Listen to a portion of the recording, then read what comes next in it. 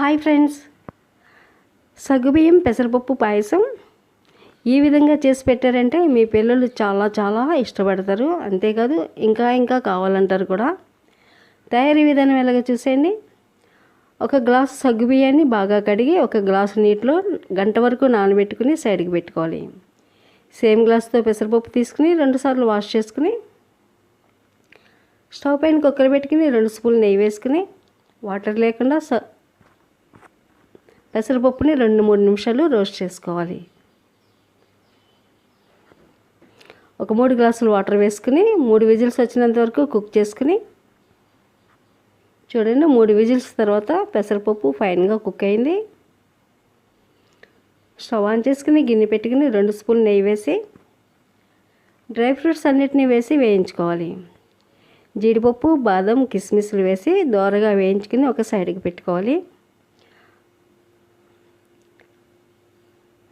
అదే గిన్నెలోకి సగ్గుబియ్యాన్ని వేసి 2 నిమిషాలు రోస్ట్ చేసుకుని 2 గ్లాసులు వాటర్ వేసుకుని సగ్గుబియ్యం కొంచెం ట్రాన్స్పరెంట్గా అయినంత వరకు కుక్ చేసుకోవాలి. నెక్స్ట్ పెసరపప్పును కూడా యాడ్ చేసుకుని రెండిని కలుపుకుంటూ మరొక 3 నిమిషాలు కలుపుతూ కుక్ చేసుకోవాలి.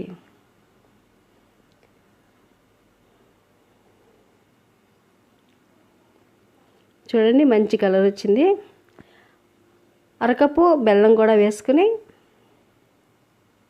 బెల్లం కరిగేంత వరకు కలుపుకుంటూ ఉండాలి. మిశ్రమం దగ్గర పడింది కాబట్టి కలుపుతూనే ఉండాలండి, లేదంటే అడుగంటి మాడిపోతుంది.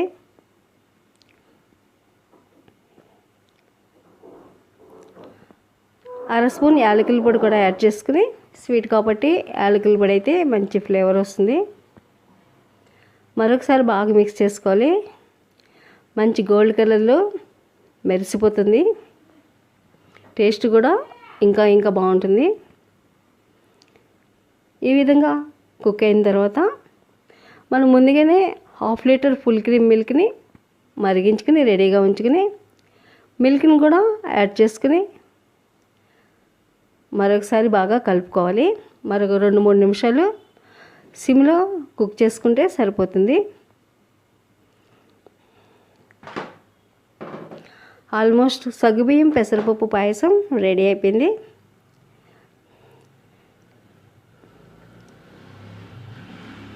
ఫైనల్గా చిటికెడంత పచ్చకర్పూరం కూడా వేస్తే స్వీటు అదిరిపోతుంది. చూడండి ఎంత బాగుందో కదా. చూడటానికే కాదు, రుచి కూడా చాలా చాలా బాగుంటుంది. ఈ రెసిపీ ఖచ్చితంగా మీరు తయారు చేసుకోవాల్సిందే, అంత బాగుంటుంది. టేస్టీ అండ్ హెల్దీ సగ్గుబియ్యం పెసరపప్పు పాయసం రెడీ అయిపోయింది. Thank you for watching.